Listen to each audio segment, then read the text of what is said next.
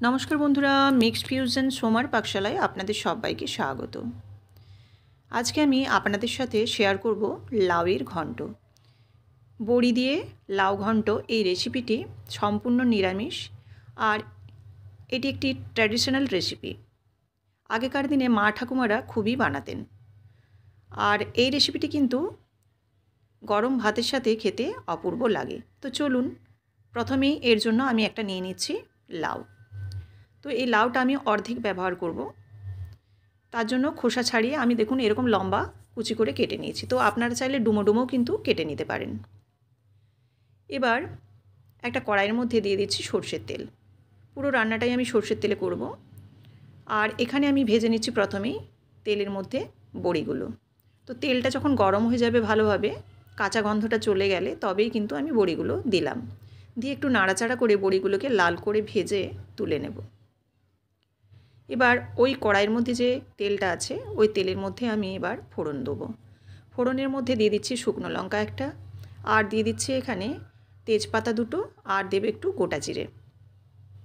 ফোড়নটাকে একটু তেলের সাথে নাড়াচাড়া করে নেব যাতে ফোড়নটা কাঁচা না থাকে। একটু নেড়েচেড়ে নিয়ে এর মধ্যে আমি প্রথমেই দেব কাঁচা লঙ্কা বাটা। কাঁচা লঙ্কা বাটা দিয়ে তেলের সাথে একটু মিশিয়ে নিচ্ছি। তারপর দিয়ে দিচ্ছি এর মধ্যে আদা বাটা। আদাটা আমার ডিপ ফ্রিজে ছিল, সেজন্য কিন্তু বরফ জমে আছে, সেজন্য একটু ডালা ডালা দেখাচ্ছে। তো এবার আদাটাকেও একটু নাড়াচাড়া করে নিলাম। আর এর মধ্যে এবারে যে মশলাগুলো দেবো তার মধ্যে প্রথমে দিচ্ছি জিরে গুঁড়ো, হলুদ গুঁড়ো, আর দেব এখানে ধনে গুঁড়ো। সবই কিন্তু লাউয়ের পরিমাণ অনুযায়ী দিতে হবে। আর দিয়ে দিচ্ছি কাশ্মীরি লঙ্কার গুঁড়ো, এটা কালারের জন্য। যেহেতু আমি ঝালের জন্য কাঁচা লঙ্কা ব্যবহার করেছি সেজন্য এখানে কিন্তু কাশ্মীরের লঙ্কার গুঁড়োটা আমি কালারের জন্যই ব্যবহার করলাম। আপনারা চাইলে স্কিপ করে যেতে পারেন।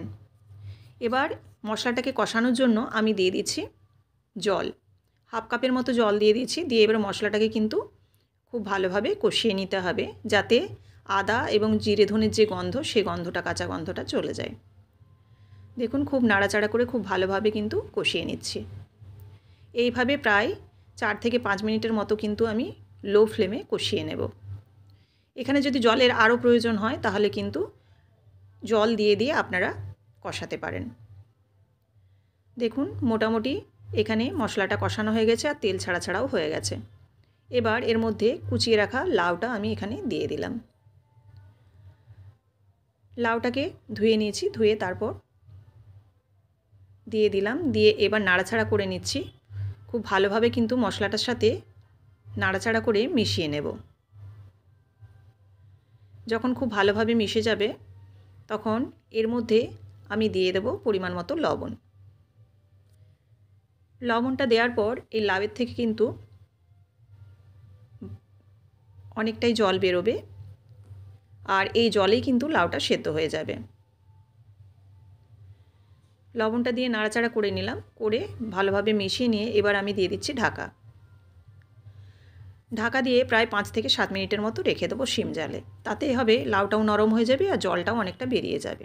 দেখুন লাউটা কিন্তু প্রায় 70% মতো সেদ্ধ হয়ে গেছে এখানেই।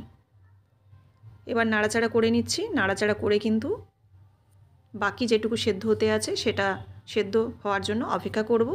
তাছাড়াও এর মধ্যে আরও আমি 2-1টা জিনিস অ্যাড করব। বেশ কিছুক্ষণ নাড়াচাড়া করার পর এবার এটা দেখুন গোবিন্দভোগ চাল ভিজিয়ে রেখেছিলাম 1 ঘন্টার মতো, দিয়ে এটাকে মিক্সিতে আমি বেটে নিয়েছি। আপনারা চাইলে শিলপাটাতেও বেটে নিতে পারেন। দিয়ে এই বাটা গোবিন্দভোগ চালটা এটা দিয়ে দিলাম এর মধ্যে।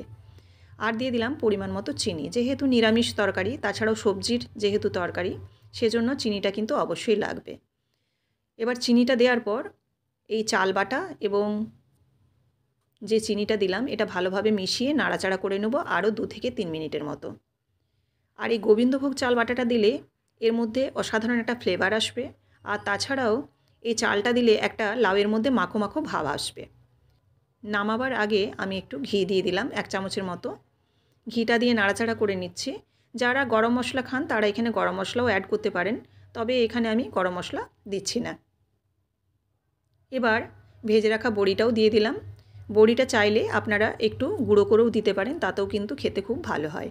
আমি এখানে গোটা দিয়ে দিয়েছি। এবার নাড়াচাড়া করে সব কিছু মিশিয়ে, আর দেখুন পুরো জল কিন্তু শুকিয়ে গেছে আর একটা খুব ভালো মাখো মাখো ভাব এসছে। এই পর্যায়ে কিন্তু আমি গ্যাসের ফ্লেমটা বন্ধ করে নামিয়ে নিচ্ছি। এদিকে একটা সার্ভিং প্লেটের মধ্যে আমি রেডি করে নিচ্ছি। তো এই রেসিপিটি আপনাদের কেমন লাগলো অবশ্যই আমাকে কমেন্ট করে জানাবেন, আর ভালো লাগলে অবশ্যই লাইক, কমেন্ট এবং শেয়ার করবেন। এরকমই প্রত্যেক দিন বিভিন্ন ধরনের রেসিপি দেখার জন্য অবশ্যই চ্যানেলটিকে সাবস্ক্রাইব করে বেল বাটনটি প্রেস করে দেবেন, যাতে সবার আগে নোটিফিকেশান আপনাদের কাছে পৌঁছে যায়। আর যারা ফেসবুক থেকে দেখছেন তারা অবশ্যই পেজটিকে ফলো করে দেবেন। লাউয়ের ঘন্ট রেডি নিরামিষ। আবারও আপনাদের সাথে দেখা হচ্ছে নেক্সট রেসিপিতে। সবাই ভালো থাকবেন। ধন্যবাদ।